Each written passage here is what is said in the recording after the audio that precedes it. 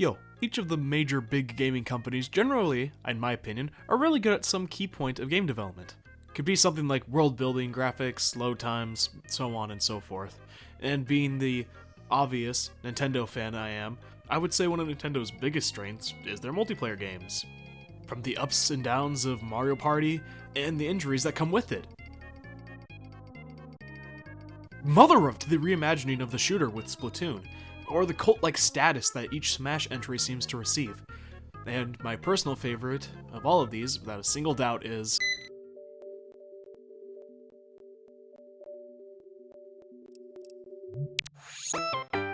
Mario Kart. It's Mario Kart. A game where you put beloved Mario characters, and now some that aren't actually Mario, drive them through multiple well-known locations, all the while being bombarded by turtle shells, bananas, and using mushrooms to gain speed. There's a joke in there if you look close enough. It's made and balanced so well, and is a really good example of something that has as much depth to its mechanics as you want. A literal example of you get what you put in. Anyway, assuming we all know the same base level of what Mario Kart is, if not, well, hopefully the last few moments have been explained well enough, because this isn't a review of a certain title, or me talking about the entire franchise, but rather, since Mario Kart 8 Deluxe now has a total of 96 tracks, and something tells me it's still going to be a little bit longer before we see a Mario Kart 9, and I've put a little time into the game, I figured as sort of a 50 sub special, I'd tell you my personal ranking of all of them. Of course, that means it's simply my opinion being stated, and is only worth as much as my word. Also, like always, I want to do something a little bit different, so my sister and mother have also ranked some of their favorite courses. For my mother's, it's mostly ranked by visuals and how fun it was to watch me and my sister play on said courses, whereas for my sister, it's ranked on gameplay mostly, and a bit of everything else. For me, it's pretty much everything, so hopefully that's not too complicated. So how this will work is I'll talk about my rankings and focus upon that the most, as that's what I can articulate the best. After saying everything I wanted to, I'll then show you where that particular track ranked on their lists as well. So you're actually getting 3 for the price of 1. Okay, we have a lot to discuss, so let's get rolling. 96, Bone Dry Ruins. It means another whole year of boarding school! Okay, let me say this. Every track in this game, even the lower ranked ones, I don't hate. I either think they could be better, or I simply find them bland. But Bone Dried Ruins is the sole exception. I genuinely don't like playing on this track. Visually, the desert running theme of this is, well, a desert. And as you're going to see on this list, it seems like they struggle to make really cool desert tracks in my mind, or unique ones.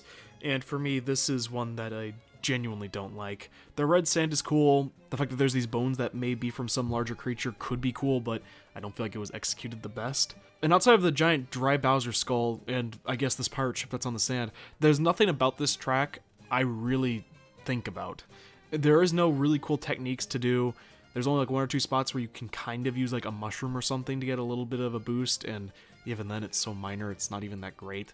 And there's no real cool tech to do without it. The track design itself, I mean, there's like 2 splitting paths you can take, one that takes you on the wall of the bones, whereas the other is just one that lets you glide on the like floor itself. So either you take this wall that has 0 gravity, or you go the longer way and don't do that. It's just really bland to me in a lot of ways. The music is okay, it's about as fitting for a desert as you can be. It's just my personal least favorite when comparing it to everything else. But I do think there was potential to make this better. 95, Cheeseland. As I said, the desert tracks in this game are in general not my thing. Yes, it's a Game Boy one, so it's certainly unique as far as remaking a track goes, and I think that conceptually it's pretty unique. But everything else about it is just not my thing. The music, I honestly can't even really remember. The course is far too messy with these cheese holes, while being well themed, are far too annoying for their own good, at least in my mind. There aren't that many shortcuts you can take that don't rely on mushrooms or items that let you go off path, and so forth. The chain chomps can be annoying, take up a little too much space, but can be avoided easily enough. And just in general, this track rewards back running far too much. Yes, back running itself is a part of the game, and I don't think it itself is bad. I just don't like when a course is either balanced one way or the other, and not balanced at all. So for example, if a track is more rewarding if you're just up ahead and there's no way to come back, I don't like that. If a track is way too rewarding for people who fall behind, I don't like that either. There has to be that balance, and unfortunately Cheeseland does not really provide that to me. 94, Twisted Mansion. This track is really cool, design-wise anyway, and conceptually. But man, I feel like they fumbled this one. The twisted track is cool, as it's something that you would probably see in a mansion, and the reference to the boss from Mario Galaxy, Poltergust, is neat, but they lose me at the water part. And then the suits of armor is cool, but man, I just zoned out when playing this one. It's eh.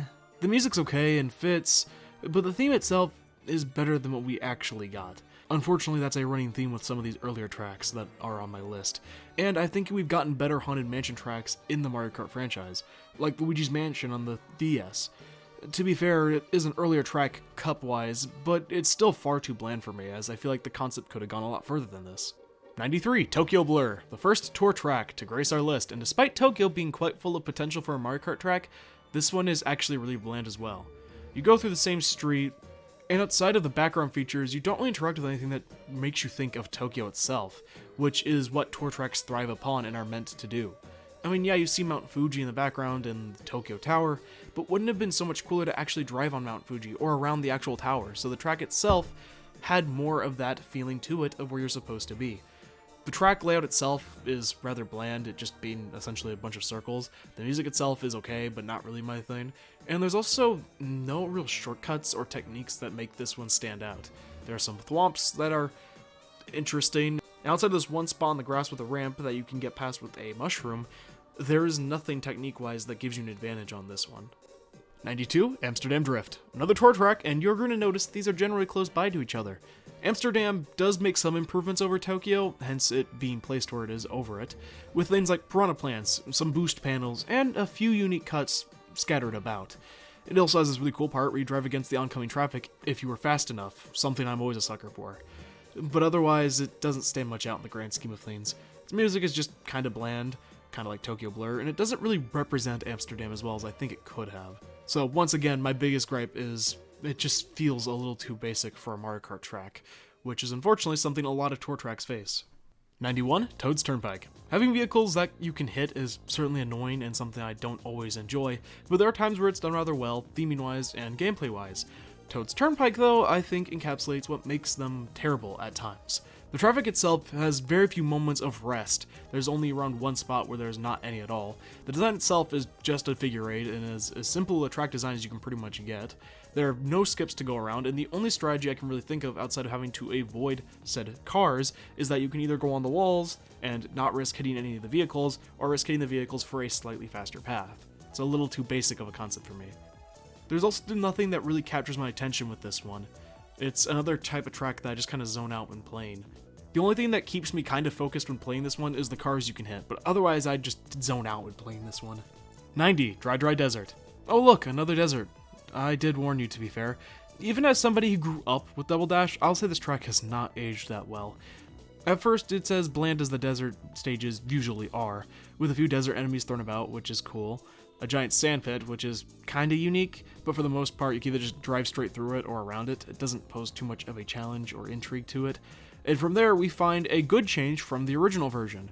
What was once just more desert, now is an oasis, which is fitting theme-wise, and does make things slightly better, but that's pretty much it, because once you get out of the oasis, you're back at the starting line.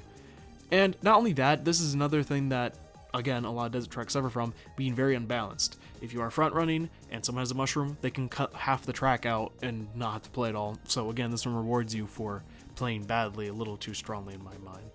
89, Cheap Beach. Honestly, there isn't a ton for me to say about this one. It's pretty much just as advertised. You get a little pier and a bunch of beach, which you can now go into the water compared to the DS, which is interesting, I guess. Some fish that you could potentially hit, and there's a lighthouse in the background, and that's all there really is. There's not a ton that stands out or stays in my mind when I think about this one. Nothing bad, nothing great. The only reason it's as low as it is isn't because necessarily it's terrible, but because it's just bland compared to so many others within the game. And it's one I, again, just usually forget about until it pops up randomly. 88, Donut Plains 3. Okay, to be fair, immediately, this is a really early track cup-wise, and it does serve that purpose rather well. It's also from the SNES, so, you know, give credit where it's due. It's simple enough for people to learn, but has just enough small things in there that you'll have to be able to pay attention. And there's also a few small things for you to take advantage of if you're skilled enough. That being said, it is still very simple, unlike some of the other ones that are also simple. It's not simple in a way that you can play it hundreds of hours and still have something crazy happen outside of just some RNG item shenanigans. The water is appreciated change, the Monty Moles are kind of neat, but for the most part it's as simple as donut planes can be without much cool tech. 87. Yoshi Valley. The theme of Yoshi Sanctuary is a cool idea, but playing on this course every time just makes me question a lot of things about why it was designed the way it was. Yoshi's Valley's main mechanic is that there are multiple pathways for you to take, so that everyone kind of splits up before they reconverge at the path again near the end. That leads to the finish line. And while it's kind of cool conceptually and one that could be fun, it falls short due to its design, as only 2 of the paths are really worth taking, as they're both the fastest, and then there's some paths that are completely useless and don't even need to exist, and you wonder why it was put there in the first place. And outside of, a few Yoshis and the giant Yoshi egg that rolls around, there isn't here that really screams Yoshi themed. It's one I don't hate, there is some cool tech to it, but for the most part, a lot of the cool weapons are just RNG dependent, and it's just forgettable to begin with. 86. Snowland. This is another one I can say I don't hate, but again, it's just quite simple compared to many others. This in part is due to the fact it's a Game Boy track. Everything is covered in ice, meaning you'll be slippery, which is always something that can be entertaining at times, and does require you to have a little bit more skill when playing. But a lot of the cool cuts and things that you should be able to do, the game just doesn't allow, which is kind of sad. The music's about what you expect from a snow area, and outside of the penguins, the ice lake, and nothing really else stands out. Again, not a terribly designed one by any means, especially for a Game Boy one, but just, again, comparatively forgettable. 85. Toad Circuit. Yes, it's a circuit track, which generally are meant to be basic, as they're supposed to be one of, if not the first track you play when getting a Mario Kart game. But this being a DLC one for me is partially why I don't really find it that enjoyable, as even taking into account circuit tracks from past games, Toads from 7 was one of my least favorites, mostly because even for a circuit, it had quite the basic design, and it only had a moment where you could use the glider and it wasn't necessary. It didn't really introduce the game's features that well. There was nothing super exciting about it. The only thing I do like is that after you go on the glider, you can kind of go over the bridge, and if you're fast enough, you can see all the chaos unfolding beneath you, which is kind of cool. But otherwise, it's a basic loop of a figure 8. With only 1 or 2 spots to really have some cool and unique plays, and to be honest, it could just be I'm salty that we didn't get Toad's Factory within the booster course. 84. Mario Circuit GBA. Another circuit one, this time though on the GBA, and once again is supposed to be basic due to that circuit name, but ends up taking it far too much to heart. As it is of course a remake of a Game Boy Advance track, they could have done something unique with it, as we've seen in some already, and we'll see moving forward. But instead all we get is one tiny change where one part of the track is anti-gravity, and I literally mean one turn. We have some oil spills and a few spots you can take some cuts if you have shrooms, but that's just it. It's just kind of forgettable in the grand scheme of things. 83. Water Park. Another conceptually cool one that uses the mechanic of going underwater while racing to create a unique idea for a track, but one that ultimately didn't quite meet the heights I think it could have. Granted, it is another one of the first ones you play, so being a little simpler does make sense, but it's sad that they use such a cool and unique idea for something quite plain track layout itself design-wise. It's just a little too basic, with one giant loop that does kind of stand out, but you just drift around it, so there isn't much to it. And outside of 2 spots that you can do some okay tech at, there's not much else. The music's alright, and the theme itself is okay in terms of how it was executed, but they could have done so much more with the idea.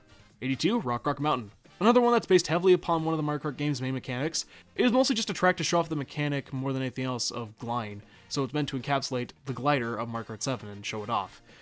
When it comes down to it, it's just one cave, one albeit cool jump, that lets you skip half the track, climbing up a hill with a few boulders, and then you're back at the beginning. It's just a little too basic for me, especially for a DLC one. And the music isn't terrible, but it just doesn't really do much for me. Yeah, it shows the mechanic in a sort of cool way, but gameplay-wise, it's one that I always find quite boring. 81. Sherbert Land. Another double dash track, but I'm not the biggest fan of, though. Certainly better than the desert track. It's another one that I'm not the biggest fan of, mostly because it's just a little too basic. Granted, there are some new areas within this version, as you can go in the water now, which is cool, but they don't really serve much of a purpose outside of new area to go to. I wouldn't say it's terrible by any means, it's just a little too, say it with me now, basic for me. I feel like there could have been something done a little bit different here, but it's not terrible, just a little bit too standard for me. 80 Shroom Ridge. The next one with cars on it, and it's definitely league better than Toad's Turnpike, as unlike that one, its track layout is a little bit more complicated than just a single figure 8, and there's some cool things that you would actually see on highways, like a tunnel. And though there isn't much tech to it, outside of some with mushrooms, hence why it's still this low, I still find it definitely a lot more intriguing and fun to play than Toad's Turnpike, but again, still not quite there yet. 79 London Loop. Do you honestly think you're fucked? Another tour track, and again, it suffers from the same problems I already mentioned before. One being that there are very few things you can actually point out and say are from London outside of like the Big Ben, so there's still a little bit more than some of the others, which you drive near, and it's still definitely leagues better than some of them, but in terms of an actual course design itself, it's still a tour track, meaning it's quite bland. It's definitely not anywhere close to how disappointing as some of the other two have been in comparison, but I simply think it just lets me down than any of the others on the list. 78 Dragon Driftway. One that visually I really enjoy. I like its theming, I like the reference to Mario Galaxy 2 with the dragon itself, but again, gameplay-wise, it's another one that I usually zone out when playing quite a bit. There are a lot of twists and turns, so it's a little bit more difficult, but there's not much tech to actually do or contribute to. And front running is not all that strong in this one, but neither is back running, so I guess it's kind of well balanced. It's just, again, a little too basic for such a cool concept. The music's really good, and to be honest with you, I can still tell we're quite far from the top, but we're starting to get to the ones that I have less complaints about, and are just not as good as the best, but aren't bad. 77 Piranha Plant Slide. This is one conceptually that makes sense for a Mario racing game, as underground levels have always been a part of the series, and it fits with Mario & Luigi's plumber status. But there are some things I don't like about its gameplay. The main one being that some of the turns didn't really age well compared to Mario Kart 7's drifting, comparatively now to, well, Mario Kart 8 Deluxe's drifting. For example, you have to make these 90-degree turns, which are pretty much required for you to come to a complete stop if you're on anything higher than 150.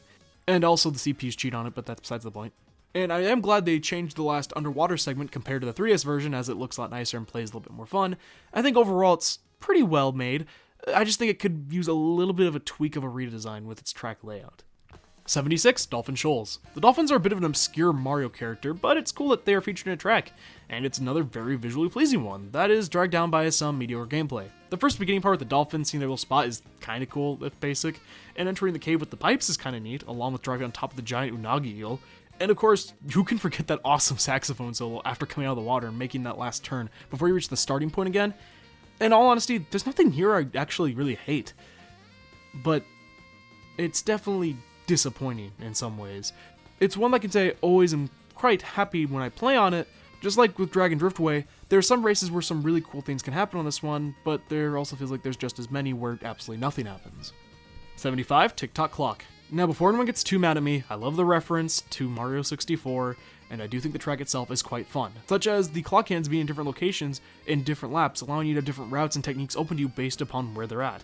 It's really cool, and since it's not guaranteed where they'll be at, you kind of have to play on the fly. I just wish they did a little bit more with it, instead of just having two spots for it and nothing else. I think they could have captured a little bit more of the theme of Tick-Tock Clock from Mario 64 a little bit better, but to be honest with you, I think there's only so much you can do with this concept, and they did pretty well with it. 74 New York Minute. Another tour track, and while this one suffers from many of the same things that the others do, I think it's executed slightly better. You drive through a small portion of Central Park, you drive around New York streets as, well, they're actually not as busy as they are in real life, and see many other landmarks in the background. Overall, it's fairly fun, but still definitely more on the bland side comparatively to many of the other tour tracks. Music's pretty good though. 73 Mario Circuit. Another circuit track, but I think it's definitely one of the better ones. It is a figure 8, which isn't my favorite track design, but I think there's enough here to enjoy. It uses the anti-gravity mechanic well enough and introduces you to it, and has enough locations to have some cool tech in it. Though, that being said, it is still a Mario Circuit track, so it can only be so amazing, but I've definitely enjoyed playing on this one more than, say, Toad Circuit.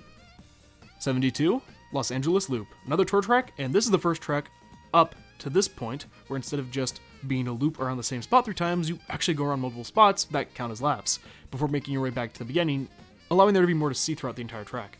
But definitely that my least favorite of the bunch, but it's still a really good track overall. Again, it has some cool landmarks, like flying over the baseball stadium, but then after that, you begin to lose me as we go into some small set pieces of towns, and from there going to an oil digging site, which just isn't that fun to play on, and from there you're back to the basic track with a few turns, and there's not much more. There isn't much here that really makes it feel like LA. I simply feel like there could have been a little bit more with it. but again, it's still fun enough. 71, Vancouver Velocity. Again, another tour track, though this one does a little bit better job portraying its theme comparatively to some of the other ones up to this point, but not by a ton. I like the beginning where you go through the forest area around the bridge as it's tight and closed, meaning that at the beginning, when people have shells and stuff, it can be very chaotic and fun. And there's a few spots to catch up along the way with certain items, and even without it, that you can use to get breakaways.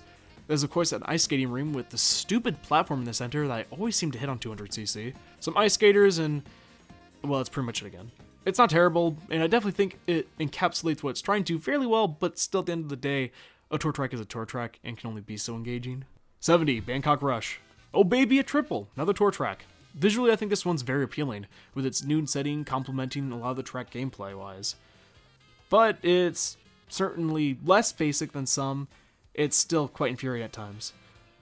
For that very reason, the beginning with the water is pretty interesting, but for the most part, it's just driving around, seeing some of the views of Bangkok, which granted is what you're supposed to be doing, but there's nothing that really stands out gameplay-wise about this track that you do, outside of driving up the parking tower and jumping down and hopping on the market tops at the very end.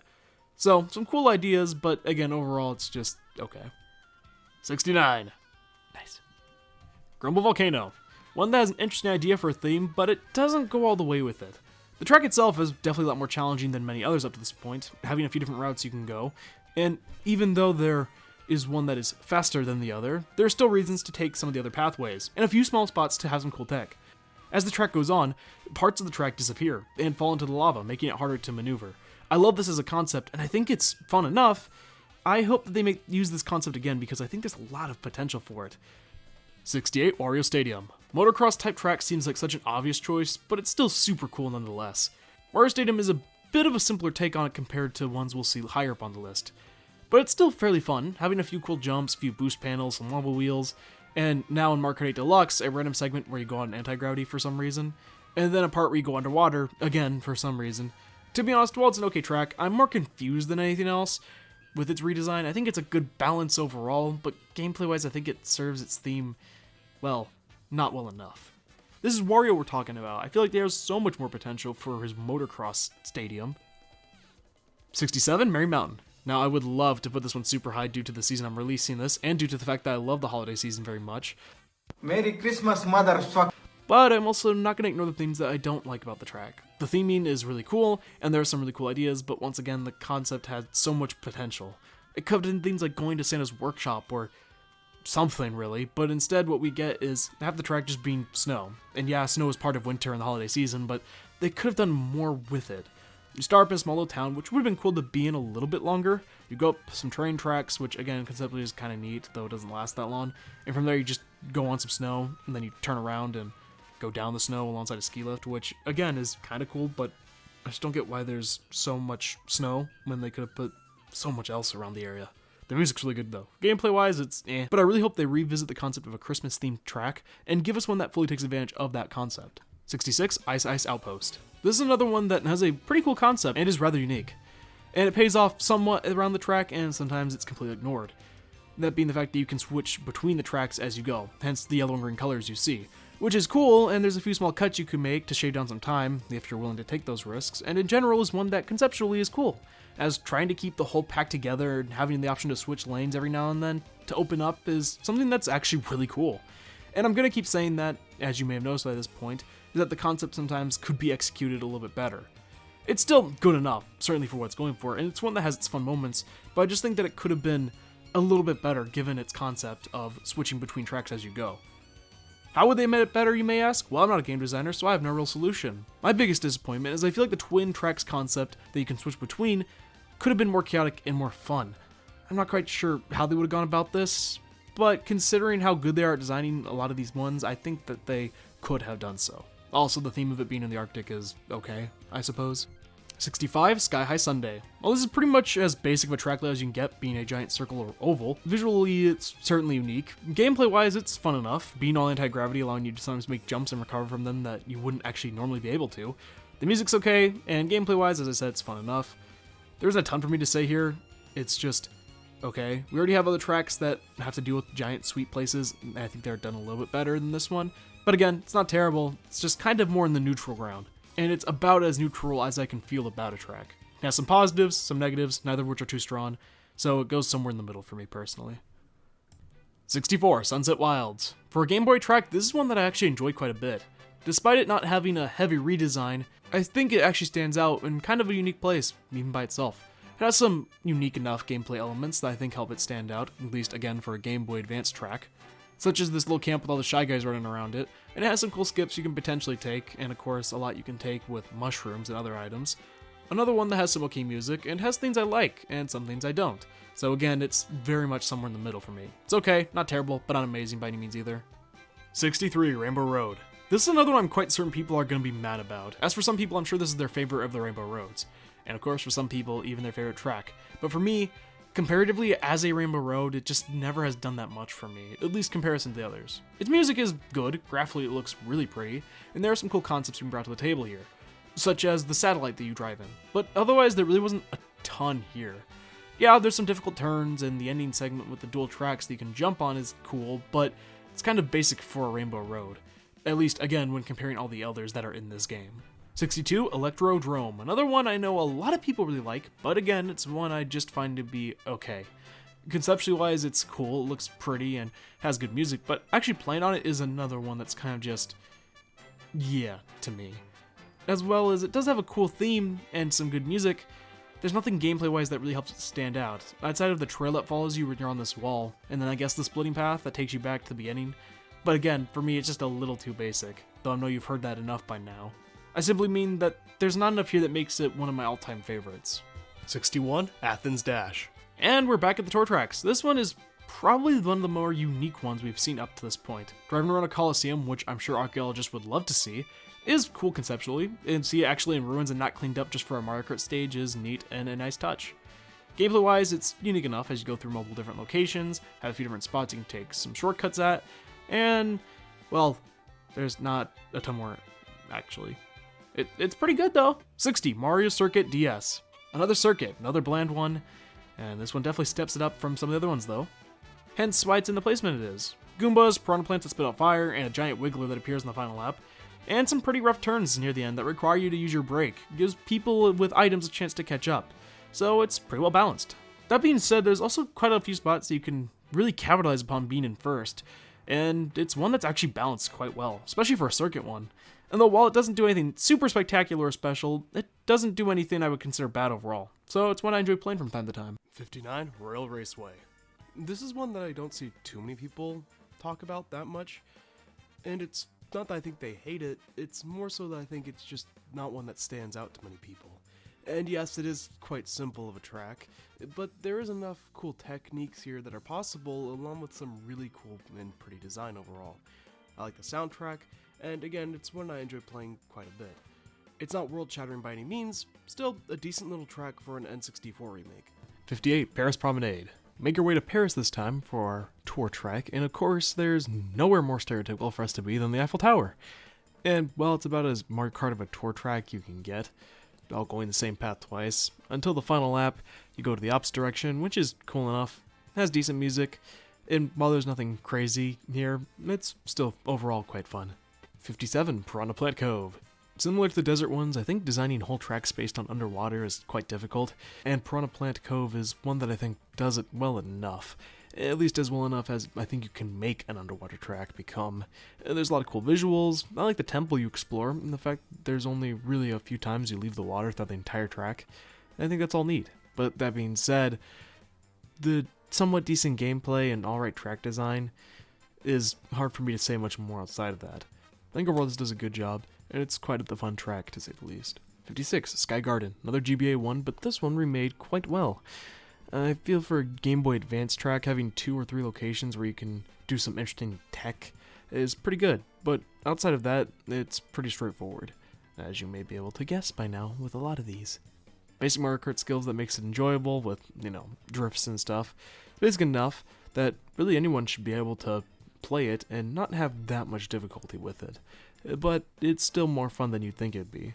55, Music Park. This is another one that is really charming theme-wise, and visually, and has a really good soundtrack, but is one that I'm somewhere in the middle in terms of my thoughts about it. It's definitely one of the more difficult tracks up to this point that we've covered, with some really tight turns in multiple areas that if you're not paying attention, you can easily fall off at. and there's still some areas that are simple enough, so it, again, isn't that challenging. There are some other small things that kind of annoy me, like the giant musical notes that squish you, and the ground bounces, which I find more so annoying. Either way, I have quite a lot of fun with this track for the most part. Sure, there are better tracks, but again, I feel like this is still a really good one overall. 54, Rosalina's Ice World. Yet again, this is another one I'm quite sure people would be upset to hear, but is one I could never really get all that into, even back on the 3DS. For a 3DS track, I think it's quite unique and is certainly challenging enough, but it's also still an ice mechanic level, which aren't my favorite. Yes, I love the Mario Galaxy references thrown within, but given that there's another one that takes place underwater from the standpoint, it's kind of basic. It's not really my favorite. It's definitely good and not a terrible track by any means, but is one that I don't have strong feelings towards, negative or positive. I either find myself dreading it, or I find myself enjoying it. There is no in-between for me. 53, Boo Lake. Another Game Boy one that I feel like was remade well enough. For some of it, you're above water, and some you're under. For a short track that's Game Boy related, it's difficult enough, but it's also not so challenging to the point where it's annoying. Another one that has a really good combination of traits. 52, Mario Kart Stadium. Yes, the very first track of Mario Kart 8 is up this high, and I know some people are immediately going to be mad about it, and that's fine if you disagree, because again, this is just my opinion and is only worth as much, but I do think the track has some really positive things going for it. The first being it's one of the most basic in the game, it introduces its new mechanics well enough. While not in the most unique way it's still okay. It helps you understand some of the basic concepts, and almost immediately there's some really cool tech to do, such with the glider segments and multiple different spots you can skip over. And if you're on the higher CCs with items just in general, there's a lot more depth to this one than you may think. Given it's the first track, it's actually balanced almost perfectly. 51, Cocoa Mountain. An N64 classic that was redone again in a very cool way. Even though it's basic enough, it's just enough challenging to make it a balanced track. Like the last one, while there isn't a ton of cool tech, comparatively to Mario Kart Stadium in my mind, I think the gameplay-wise it stands out a little bit more, due to the fact that it trades off that tech for more of a unique track layout. And for me, they're more so tied. When I think about putting one in front of the other, I'd have to give it to Cocoa Mountain simply due to the fact it stands out a little bit more as a track compared to Mario Kart Stadium. 50, Madrid Drive. Another tour track, and we're starting to get to the tour tracks I think are going from just okay to pretty good. This one has some unique sights to see, one of my favorite parts being the museum where you see all these paintings, including one of a piranha plant, and one of the piranha plants are coming out of the painting. I think it's a really cool touch. A unique enough track layout-wise for a tour track, again. And of course, the segment with the soccer field, or football, and Goombas and shoes is another really nice touch. With the soccer field or football and the Goombas and shoes is another really nice touch that makes this one stand out a little bit more to me than many of the other tour tracks. 49, Sydney Sprint. Get ready for a bunch of tour tracks in one segment. Sydney Sprint is another one that encapsulates its location rather well, and also manages to make it a fun course to play on, something tour tracks often struggle with. While it's not that difficult, in fact it's actually rather easy in my mind, it is one that could challenge you if you're still rather new to this franchise, with a few difficult segments here and there, but overall it's one that has a fine combination to me. Of everything decent, the soundtrack's nice, decent track layout, and decent skips can be found. And with interesting enough tech, it makes this one stand out more than enough. 48, Rome Avanti. Another really unique one as you go around a coliseum, and it has a very unique feel to it, comparatively to not even just tour tracks, but other Mario Kart tracks. Its interesting layout is one of the many reasons I enjoy this one. And while there aren't that many skips to it, it is one of the harder tour tracks in terms of remembering where you're going, and also some of the twists and turns make it more complicated than many of the other tracks in the tour lineup. 47, Berlin Byways. This one is at its location for a few different reasons. One is because it has quite a few interesting skips to it. It has cars and vehicles that you can hit, and I think it's done better than many of the other ones, up to this point anyway. And I think it's a fun track for the most part, including the actual layout itself. I think my biggest complaint would be that it's a little basic theme-wise, but it's fun enough. Without that, it's one that I always at least enjoy playing.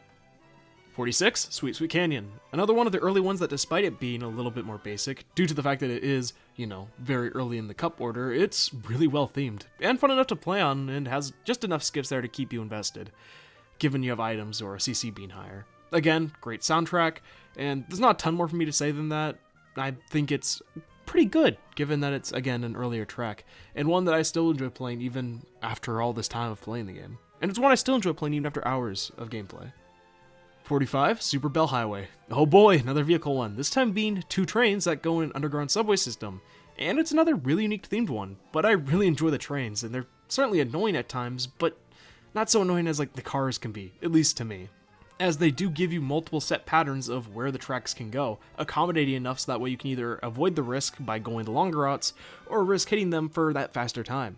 My biggest complaint with this one is that almost all these skips require items that you can counter with mushrooms and stuff, but outside of that, everything else is quite enjoyable at this one. 44, Calamari Desert. It's another desert one, but one that I actually really enjoy. The track layout itself is actually really basic, and the main gimmick being that there's a train, a singular one, and while I know some people will find another one that stands out more, for example, Super Bell Highway, I will certainly agree that even some of the ones before this stand out a lot more. I would just really enjoy the reimagining of actually driving on the train track, and it's just a fun track to play on every now and then. I can't think of too many times when playing this game and getting this track, being annoyed with it. I guess the only thing that can kind of be annoying is the tunnel, but it's actually one of the things I really enjoy, as being close to the train and having a bunch of items all the people with a small spot is super chaotic, but really entertaining to me. 43, Moo Moo Meadows. A really basic track, layout-wise anyway. Theming-wise, it's pretty cool. The cows, of course, being there and being a threat that's on the move is always unique, and a lot of cuts to take, especially with items. Just in general, it has a lot of cool momentum possible in this one. And while it may be a little bit more plain compared to maybe some of the more unique looking tracks, I think that the fact that it is a classic and it does these things rather well of taking shortcuts makes it more than a fine contender compared to everything else up here. 42, Shy Guy Falls. I've always loved Shy Guys as an enemy. They're without a doubt one of my favorites of the Mario franchise, and them having a spot where they mine is such a funny, unique concept. Tell me the amount of times I've said unique in this video up to this point, but it's really what I enjoy as far as track layout goes. It's still enough where it can't be super difficult, but I think it's unique enough, and the fact that you have a waterfall in which you must be careful not to get hit on because otherwise you're going to start sliding back down where you've already been to, and having to make a mad dash to where you guess the boost pads are going to be is also really cool, and a nice challenge. You then make a U-turn, go down a different waterfall before gliding off to a cliff edge, where some fairly difficult turns comparatively to the previous stages can be found. And if you have a mushroom, you can go for this rather difficult shortcut, and can actually save you quite a bit of time. Then you get back to the beginning, all the while you're listening to decent music. And it's definitely the start of the more challenging tracks. This is another one that I almost always enjoy playing. 41, Riverside Park. As far as Game Boy Advance remaked tracks go, this is another one of my personal favorites. The jungle stages are always ones that seem to be ignored, at least comparatively to other Mario levels. The rocking piranha plants, another nice reference to a pretty obscure form the piranha plants I've taken before, but also the fact they drop items does add a little bit more strategy to it, as it just adds a little bit more complexity to the map. There's a lot of different paths you can take thanks to mushrooms and things like that, and it's simple enough, but not so simple comparatively to, let's say, an actual normal Game Boy track. Especially at the end with the cave making the sharp turn and getting spit out of the waterfall, having that long jump is always super fun, and the tight cave segment before has a very high chance of you to get Mario Karted by some random shells or items. And in that cave, to have a very high chance of you to get Mario Karted by some random shells or items, it's just another piece of Mario Kart's entertaining luck factor, and I think implementing that into the actual track itself was really cool. 40, Thwomp Ruins. Despite being another one of the first tracks you play, this one I find to be actually really fun. It's basic enough to where you'll have some understanding of playing it, but there's also a lot of depth here if you know where to look, which is why I find this so charming in the first place. The first lap is pretty cut and dry, with a few rolling stones beginning to spawn in by the second lap, before running to this tunnel area where there's a bunch of water, where you then have a split path, and depending on if you want to take the left or right, based on different factors, before getting spin to a zero gravity section, and small shortcut, but it lets you save a bit of time. There's also the chance you can bring back to the beginning. It seems so basic, but a lot of hidden depth is based upon these things, like cuts and items, and without it, it's one that I think encapsulates you get what you put in mentally with Mario Kart, and that's what it often thrives upon, at least in my mind. 39, DK Mountain. Another one that is a classic to me, and I really enjoy, and I'm glad it's here. This is one that I find quite a bit more challenging compared to many we've talked about so far, with a few small sharp turns before going into a cannon, getting shot out onto the other side of a volcano, before we then scale down with rocks falling everywhere, and a bunch of areas where you'll accidentally get air if you're on high enough CC, and can be sent flying if you're not careful. Then there's these last sharp turns, and I swear this is almost impossible, and pits thrown about, which make this one a little bit more challenging. Who can forget that lawn bridge at the end, where you have mini clips of people getting Mario Karted? A classic track to the very end, and it still holds up even in Mario Kart 8. 38, Toad Harbor. Another one like Thwomp Ruins that, despite it being quite early on in the cup order, has a lot of depth to it that's hidden within its simplicity.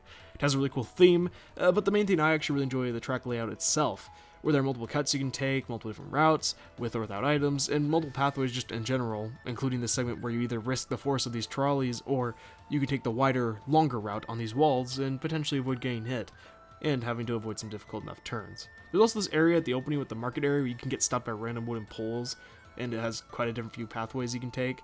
It's another one that's deceivingly deep, and is another one that I think has a great combination of simplicity but depth if you're willing to look into it. 37, Rainbow Road SNES. I'm sure some people will be outraged to see this one above the Mario Kart 8 Rainbow Road, because it's pretty much as basic as you can get for a Rainbow Road. No walls, sharp turns, but now we have these rainbow thwomps, which will allow you to sometimes jump off the ground as it bounces, and as stated in Music Park, this can be challenging. It has some really sharp turns, as I've already mentioned, and very few skips to come back from. This track rewards playing safely, yet quickly. It has some really cool movement tech to it. It's definitely a lot more basic in a lot of ways, but is fun because it takes that basic layout and puts a challenging spin on it too well. And you're rewarded if playing on it well. 36, Cloud Top Cruise. Another cool theme, and it's based on the cloud levels that appear in a lot of 2D Mario games. Having the airships and being on a giant beanstalk is very unique. But one of the things I really enjoy about this one is you can cut corners using these jump pads, but take the threat of potentially landing on something until you get to the pirate ship, where you have two paths before going into the storm cloud, where a bunch of boost panels lay, and every now and then the lightning will strike them, and can damage you before you eventually glide to the beginning, where you can take another really small but difficult shortcut to save some time. This one's fun to play overall, but my favorite thing about this course is the soundtrack. The fact that it's reactive based upon whether you're in the thundercloud or not is really cool to me. And of course, who doesn't love Gusty Garden? I mean, it's a classic. 35, Baby Park. Another one that will outrage people given the fact that many tracks have been ranked low due to them being quote-unquote simple in my mind. And I definitely can see why you'd be upset. But Baby Park fills in a very unique role to me, that many of the other simple tracks simply don't. With Baby Park, you either absolutely love it or hate it. It's very rare there's going to be an in-between.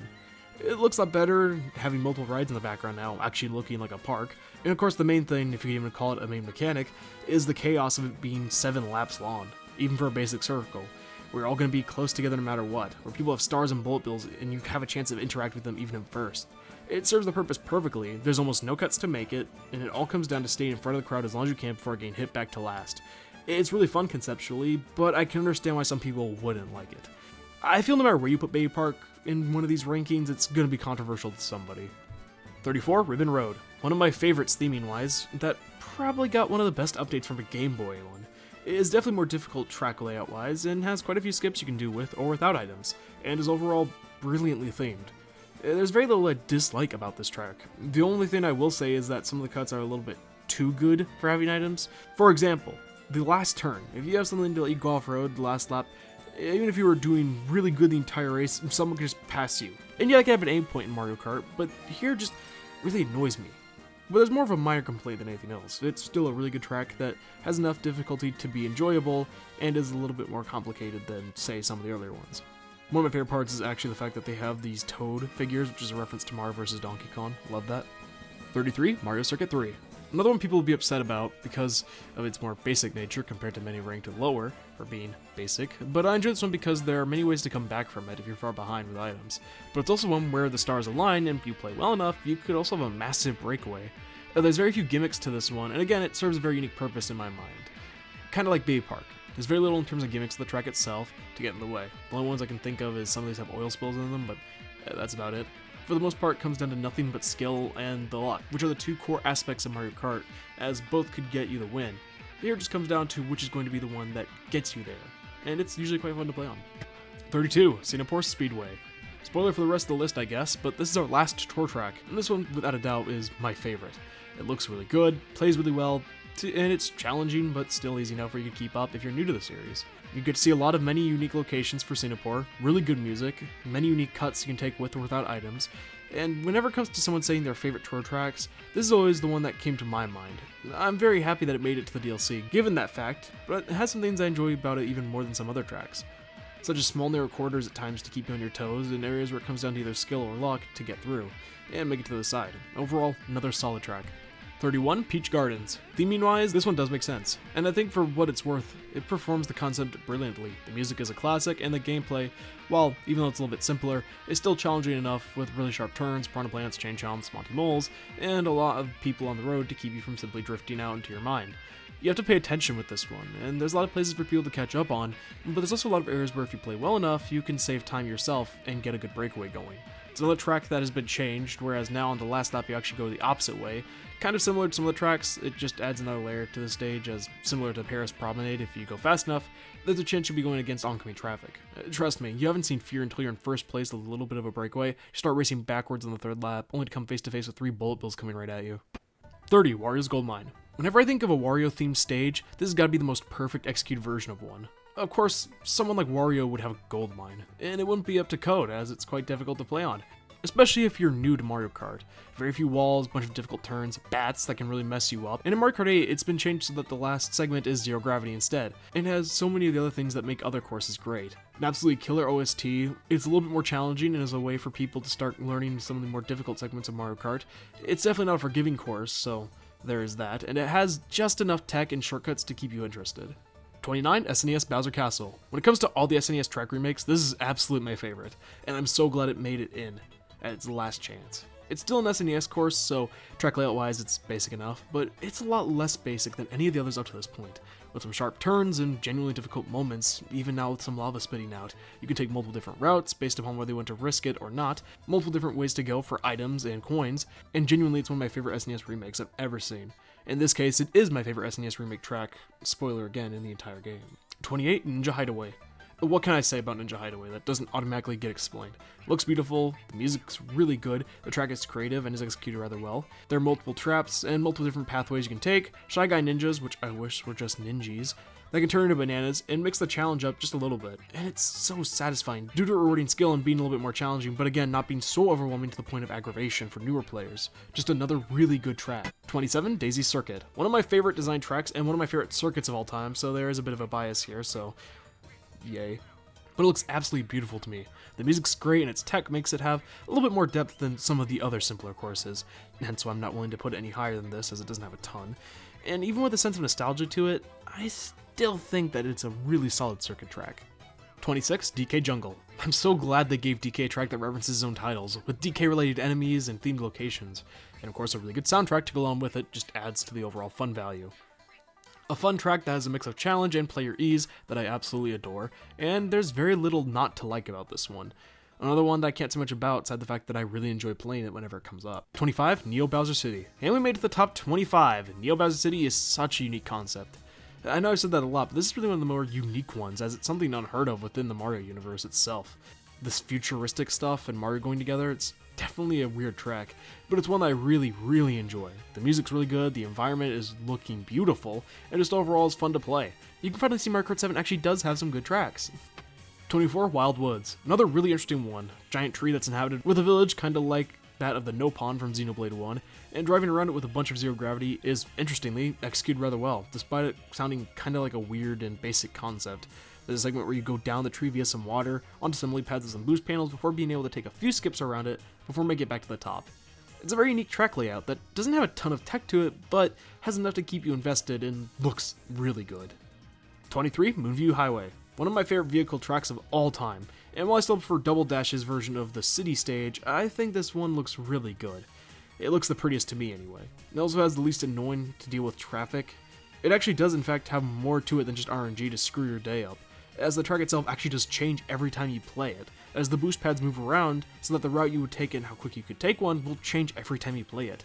Tracks that change slightly like this are some of my favorites in the franchise, and it gives it a sense of uncertainty and excitement to each track. And also, these bomb cards have always made me laugh for some reason.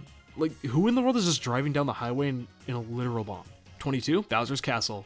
Bowser's Castle seems to have always got a new iteration in every Mario Kart game, and Mario Kart 8's version is really solid overall. It brings back the giant stone Bowser that has been prevalent for a long time in the series, and has some really nice references, such as the laser-eyed Bowsers from some of the past titles. It is overall fun, challenging, difficult, but not that difficult to the point where it makes you want to die inside. Things I've already said about a bunch. After hours of gameplay, I still like it. Yeah. 21, Excite Bike Arena. When it comes to references in Mario Kart, one of my favorites is this one. An obscure SNES title getting a whole track to itself, and one that fits really good, is great. I can't give it too much of a higher placement though, due to the fact that when it comes to gameplay, it's one that I find to just be good. Not amazing, definitely not bad, just good. I think it does everything right for it to be a good reference, and is fun enough. Having multiple spots where you can cut ahead with items, the course, make it tricky is nice. Having some of the mud, which is again another good reference to the game. There isn't really much I think they could change about this. It's just the fact that you go around the loop making tricks, and that's kind of it. Again, it's a really good reference, but gameplay-wise is a little bit more tedious. 20, Yoshi Circuit. A track laid out in the outline of a character may sound super obvious and basic and kind of dumb, but it's always been one I've enjoyed. Not just visually, but like gameplay-wise as well, as it has challenging enough points to it, but also enough that makes it possible for someone to really have just picked up the game and kind of understand it. Some small but cool cuts, and overall it's just a genuinely solid track. 19, Rainbow Road N64. Another Rainbow Road. This time the N64 one, and oh boy did it get an update with this one. The giant train going by, floating in the air and dropping coins. You're on a very fluorescent Rainbow Road that looks prettier. We're not on a solid path, we're instead making the same loop 3 times. This time, we're just one big track that we have to keep going through. The train conductor passes will drop coins as previously stated as they go by, all the while you're going on a spindly track when it comes to Rainbow Roads, and it's one of the less difficult ones. There's actually quite a few walls placed here and there, but there's things that makes up for it, such as the chain chomps that bounce up and down and make the floors bounce up and down. And they're very easy to hit if you're not paying attention. One of my favorite things about this one is actually the location below. If you're paying enough attention, it seems to be based on the Statue of Peach that is referencing the Statue of Liberty, and that seems to be in Toad Harbor. It's also down there, under this Rainbow Road, and it's always been a cool feature to me. Kind of like how in Mario Kart Double Dash in Peach Beach, you could see Daisy Cruz in the background line. Another really cool one. This one mixes up the challenge, and still keeps up for newer players to get right in there and still be in the fray. Another really good one. 18, Maple Treeway. One of my favorite tracks in Mario Kart Wii, being so low, puts into perspective just how great all the others are. Maple Treeway has some amazing theme to it that you wouldn't think of unless you're Nintendo, but it works out really well. Being on a giant tree within fall is one of my favorite seasons, having the giant wigglers walking around, the leaf piles you can hit that can spell out bananas or mushrooms, all while making some rather difficult turns and having some unique tech and cuts, makes this an absolutely killer Mario Kart track, and one that I enjoy every time I get it. 17, DK Summit. You know, now that I think about it, I wonder why DK has so many freaking mountains. Either way, this is easily my favorite of DK's mountains. The giant snowboarding area feels like something DK would own, and as a track it fits perfectly. Start out of a launching bay to which you get shot out of a cannon before having to slide down the entire mountain with a bunch of jumps, deep snow that can make you slow down, and at the very end, a large precipice that you could fall into and would completely kill you or run, with some very advanced tech thrown in there. And at the very end, a bunch of shy guys are snowboarding on these ramps, which can, get in your way. Overall, it's a really cool track theme-wise, and it plays perfectly. Again, a really stellar soundtrack too to boot. And without a doubt, Mario Kart 8 Deluxe made one of the greatest changes to this course possible. They changed the statue from Mario snowboarding to DK. It's supposed to be his mountain, so it makes sense that it should be a statue of him and not Mario. 16, Sunshine Airport. Whenever I hear somebody say that they should add a Super Mario Sunshine related track, first, I agree with them, but two, I also admit that they kind of have a reference to it. And this one. Not just by name, but also the theming, as it could be implied, this is how Mario and the gang got to Delfino Plaza in the first place. Anyway, we're here for Mario Kart, and boy, driving through an airport has never been such a cool idea to me. I didn't know I needed it in my life, but boy, they proved it to me. As there is some challenge to this one, having to avoid parts of the plane, including being able to drive into the plane at a certain segment, coming to avoid luggage, and flying with said planes up in the floating platform before looping back around and making it back to the beginning. This is a classic to me, and probably one of the ones that stand out the most to me, especially of the original Mario Kart 8 tracks. 15, Koopa Cave. Another classic that I really enjoy. The fact that Koopa Troop of all people has a really unique course is something that I never would have expected, especially comparatively to Luigi. You start off by making this jump where you go into a little underground area with a few tricky jumps, and then you go down this waterfall. And in the Wii version, you actually went into a tunnel, but now you can go in the water, so now we're just in some weird half pipe on the water. Still really cool. Really cool music, really unique theme. Overall, not much to say, just a really fun track. 14, Mute City. Of course, the track that references F-Zero would be higher up. I mean, how could it not? And yeah, in Mario Kart Wii, there was the Blue Falcon as a kart, and that was cool at the time, but getting a whole track dedicated to one of the most famous locations from F-Zero is amazing. An absolute bop of a soundtrack, amazing gameplay that can be difficult, but still isn't as hard to say some of the Rainbow Roads, absolutely amazing references, like some really nice details that go a long way, such as them having the pictures of the characters from F-Zero on the billboards, or the panels that you get coins from in this one being what gets you a boost in F-Zero. Great tracks have all these little details in them, and this is definitely one of them. 13, Mount Wario.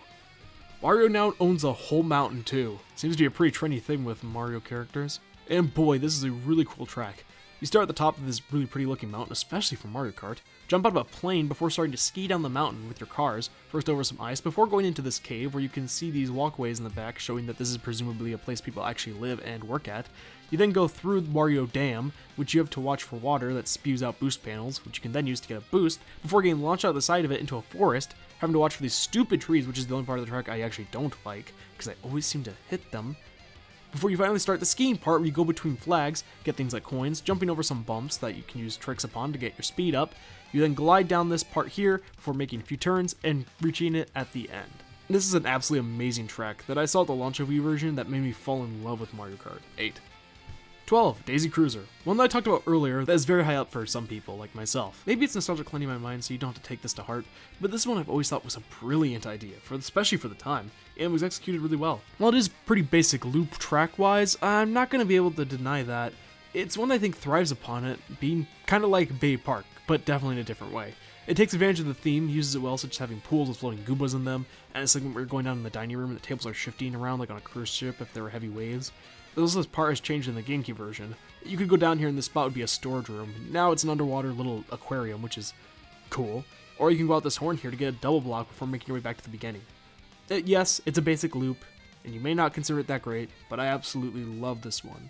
11, Mushroom Gorge. One of the most popular tracks in Mario Kart Wii, and for good reason. Despite being one of the first few, it is really challenging, if you're not used to the series. A few sharp turns, and of course the main challenge comes from the mushrooms themselves, as you can bounce off the red ones, the green ones you can't, and the blue ones let you glide. Listen, we all have stories of being in the last cave with all the mushrooms, and having someone use a shock at the last part, falling off and being brought from 1st to 12th. And that's part of what makes this one so amazing. There's so much challenge to it, but it can all be summed up in no matter how good you are, you're still going to get messed up by luck at least once, which is pretty much a tagline for Mario Kart as a franchise. Oh yeah, and the OST for this track is an absolute classic. 10, Waluigi Stadium. Remember how I said Wario Stadium of the motocross stuff wasn't executed that perfectly? Because it seems Waluigi did it way better than he did. Because this track actually feels like a giant arena. The giant screens, the pyrotechnics everywhere, the muddy surface, a bunch of fire, a bunch of jumps, a deep mud, a bunch of half pipes, and different areas you can actually go with zero gravity, and even a gliding segment. It makes this perfectly encapsulate what a motocross type track should feel like. But one of my feelings about this track, even when I was a kid, was the piranha plants that looked like they were made of cardboard or something. Even though there are actual piranha plants as enemies they could have just copied over, they took the time to model these specific ones because it just added to the feel of the track. Another well-made one, great music, absolutely love playing this one. 9, Waluigi Pinball. Even if Waluigi isn't in Smash and is neglected by Nintendo a lot, he has some of the best Mario Kart tracks in the series. In fact, I'm sure people are going to be outraged that this isn't even higher on the list. And to some degree, I can understand why. While Waluigi Pinball is one of the most creative tracks in the entire series, without a doubt, a great soundtrack, perfect theming, genuinely challenging track that keeps you on your toes due to the RNG and due to just it being a genuinely difficult track layout-wise, it makes this an absolute classic for obvious reasons. I mean, do I even have to say anything else? I'm pretty sure everyone who knows what Mario Kart is and knows of this track expected it to be higher up on the list. So we're just going to move on because, come on, I mean, we all know why Waluigi Pinball's here. Number 8, Big Blue. Another F-Zero reference in Mario Kart, and honestly I'm in shock even to this day. Where Mute City may have been the most popular in terms of well-known locations from the series, I think Big Blue is a much better track overall, to me anyway. Being one that again you just go from one point to the end without having it be multiple laps is something I really enjoy. The zero gravity makes perfect sense for F-Zero and is perfect for a Mario Kart game, and of course small details that we love from Mute City apply here as well. It makes this just another great track. This one is above Mute City for me just because I like Big Blue a little bit more, and I think it's a little bit more balanced overall. And it's a great way to represent such an underrepresented Nintendo franchise. 7, Yoshi's Island. Another one that people would probably expect to be higher up on this list, Yoshi's Island. When it comes to Yoshi tracks though, this one is definitely the perfect one they could have had. There was no better reference for Yoshi, at least that I think you could have gotten. With his enemies, the change to the music, coins, being the bright track itself, and the track itself having a good mix of fun and challenge to it is enjoyable in a way that some tracks struggle with. It's hard for me to describe this one, but I hope you can kind of get across what makes this one so perfect. I think this is the best type of Yoshi track we're ever going to get. 6, Coconut Mall. This is the last time I'm going to say it, but come on. I feel like a lot of these are pretty obvious to be higher up. Without a doubt, one of the most recognizable tracks in all of Mario Kart as a franchise. The music at this point is probably more popular than any of the games themselves are, but the track itself is actually amazing despite all the jokes made about, Coconut Mall. Theming wise, it's great. I mean, who would have thought racing in a mall would have been fun? But it's a great combo. I already explained the music. The difficulty design is really perfectly balanced. The shy guys driving the cars around and who accidentally hit you are great. People watching from the stores as you drive by. The escalators changing direction. The fact that the music starts by sounding like it's coming from a speaker in a mall. All of it's just so great. I don't know how you couldn't play Coconut Mall and not enjoy yourself even a little bit. 5, Hyrule Circuit. We're in the endgame now, and despite me not talking much about the series on this channel yet, I am a really big fan of the Zelda series.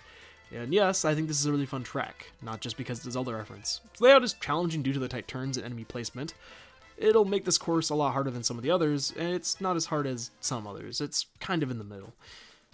The reference itself in this one, such as Hyrule Castle, the soldiers from Spirit Tracks, the rupees replacing the coins, Duka Babas replacing the piranha plants, Keys replacing the bats, all of it just shows how much love was put into this track.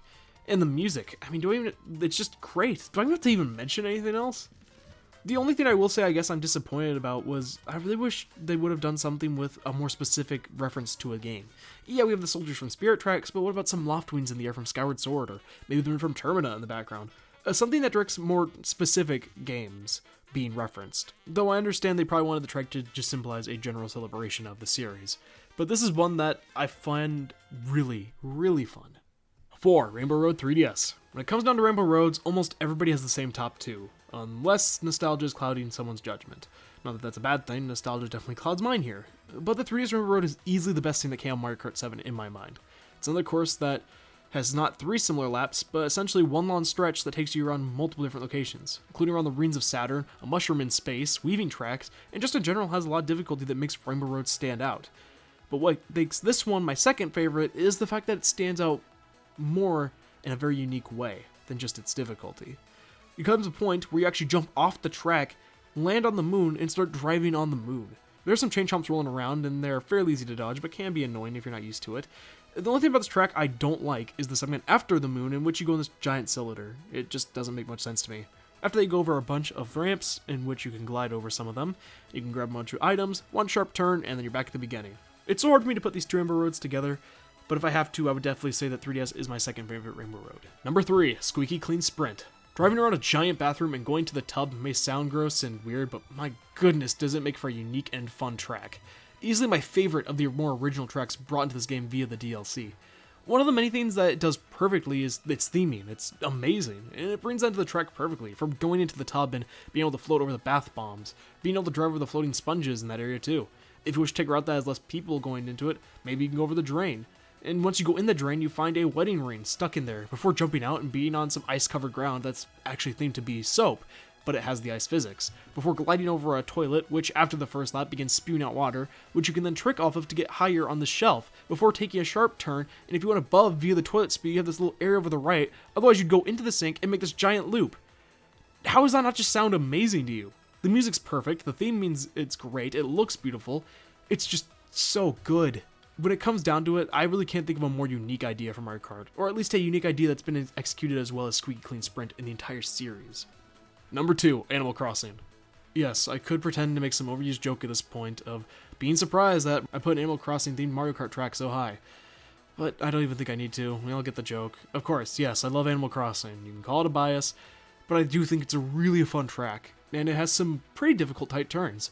Even if you can't fall off, it's still really hard to do. And even to this day, its theming is perfectly executed. The money is replaced with bells, the music is some of my favorite in all of Mario Kart, and it shows so much love for the Animal Crossing series. Things like mushrooms spawning randomly from hitting trees, but instead being turned into fruit. Hitting these rocks sometimes spews out money, another great reference to the Mario Kart series. Rossetti getting in the way and you hitting him and then spinning out. All these things make the track so amazing. One of my favorite things about the track is that it changes every time you play it, just like Animal Crossing. It changes its seasons, and since there are 4 seasons that you can play on, being spring, summer, fall, and winter, the changes are music related, where characters are, and where these ramps are placed. So yeah, not major changes in terms of gameplay, but I think it's such a cool idea, and executes it well enough. Of course there's the victory theme of hearing the roost play, which is absolutely great. It's so good. It just makes for the perfect track to reference Animal Crossing. And as somebody who's been such a big fan of the series, you can bet I'm happy that this was really hard for me to not put number 1. But I had to, and at this point, if you've been keeping track, you should know what number 1 is. As hard as it was for me to put Animal Crossing at number 2, number 1 definitely deserves its place. Number 1, Mario Kart Wii Rainbow Road. If Mario Kart 7 Rainbow Road isn't your favorite, then we pretty much all know what it's going to be, and it's likely this one. I really have so much to say about this track. I love it, but of course I want to get out of the way. I'm biased because I love this track as a kid, so loving it now, there could be that. And I'm not going to stick your nose into it too long and try to talk about it too much, but I'll go over some of it. It's super challenging, very fun, rewarding. Its music is literally my favorite in the entire series. I'm pretty sure it's very unique as far as Rainbow Roads go. And for the time, it keeps it simple enough while still innovating. It has a bunch of really hard to do tech that is super rewarding if you're willing to try it. And of course, now being zero gravity means that having the track laid out the way it does means you can sometimes do crazy stuff like this. And it's always a track where the game's getting real. When this track comes up and you're playing with a bunch of your friends, say goodbye to those friends. I love that. It encapsulates the best of Mario Kart. To me, this Rainbow Road from Mario Kart Wii isn't just the best Rainbow Road in the series, but it's my personal favorite track in all of Mario Kart 8 Deluxe. But hold up. Video's not over yet. Instead of just a JPEG and music for the end card, instead I'm here to give you a very swift rundown as a bonus of sorts of the battle mode tracks from Mario Kart 8 Deluxe. So here we go, let's hotshot these. 8. Lunar Colony. I think a zero gravity themed battle course could be really cool and it fits the Mario Kart 8's theme, but unfortunately this one's rather bland to me as it's just a giant circle and it's quite often too hard to navigate, especially if you're playing against CPUs. 7. Battle Stadium. Just kinda basic, that's really the only reason it's this low. 6. Urchin Underpass. Makes sense for this to be a battle stage, and I love that it's literally a direct copy of the actual stage for the most part from Splatoon. And while it's a cool theme, I would rather have just had a Splatoon themed track, and is just a little too enclosed for my liking. 5. Dragon Palace. Really pretty themed, and I love the fact that you could just drop onto your enemies from above and potentially get screwed by it. Absolutely chaotic and fun, as Mario Kart Battle Mode should be. 4. Woohoo Town. Great reference and really fun to play on. It's spread out enough that actually sometimes be a challenge to find people, but it's nice, as there aren't many battle tracks like this. It's really fun. 3. Luigi's Mansion. Great reference, and boy, it's fun being able to take all these routes to the place, being able to fall from the sky roof, having multiple ways to get to the basement, makes it like you're always going to be in danger, no matter where you go. 2. SNES Battle Chorus 1. As basic as they come, but boy, that's what makes it so fun, as you can always see where everyone's going to be at, and you're never safe. You're always going to be on your toes, and that's what I like about it. Number 1, Sweet Sweet Kingdom. Really cool theme, and it's tightly enclosed, just enough for it to not be that annoying, but for it to be chaotic. It is perfect, as green shells will be flying everywhere, and you're never safe. There are multiple different routes for you to take, and no matter where you go, you're always going to be in danger of losing everything you love and like in life. Perfect for Mario Kart.